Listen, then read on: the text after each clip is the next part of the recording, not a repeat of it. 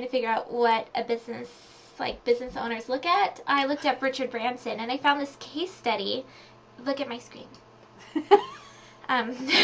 This case study that I printed out a long time ago, and I've kept it ever since, and I look at it every couple months still.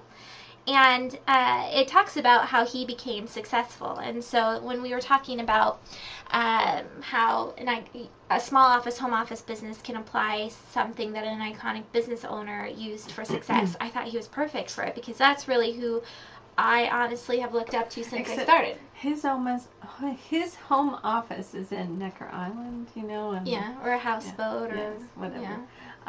But he always had his kids a part of his business too. Yeah, but so in this case study, it mentioned a lot of interesting things, but one of which was it mentioned what a product or service needs to have in order to have a virgin label on it, which I thought was interesting, because it's all about, he started with one aspect, and his big mantra is that if you can do one business, you can do them all.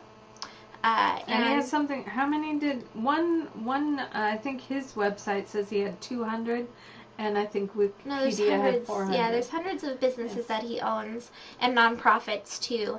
And so it was saying that it must be of high quality, it must be innovative, it has to be of good value for the money, it has to be challenging to existing alternatives, and it must also have a sense of fun. And we'll have this link over at ovaleye.tv for the case study that I printed out a long time ago. But I thought that was interesting, because if you look at all of his brands, all of the companies that are within the Virgin brand, they all measure up to that. I thought they all are very consistent with what they put in front of them to build that company off of. So that was interesting. Mm-hmm. But also in that article, I've kept a note, and we'll talk about it in just a second, is that he has a notebook that he carries everywhere with him. And this case study, I don't even remember when it was from, so I apologize to whoever made it. I thought you said you knew the person. Well, I do. Okay. Maybe I should mention that. Glenn Rifkin. And it's over at startupjunkies.org, and again, a link over at ovaleye.tv.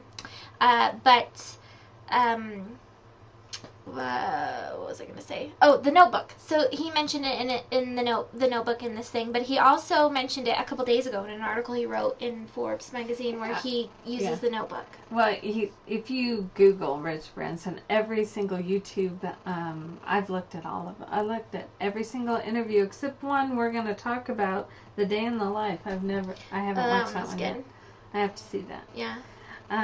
Okay, so the next one. Well, the other point that in the case study I wanted to touch on, because we don't talk about that for the rest of the episode, is that in this case study at least, he reads his mail from employees every morning before he does anything else. I like that. Which I thought was interesting, and he's made a point of acting on whatever frustration they have. So the people that work for him don't work for Virgin, they say they work for Richard, which I thought was really interesting. Yes, that's a good one.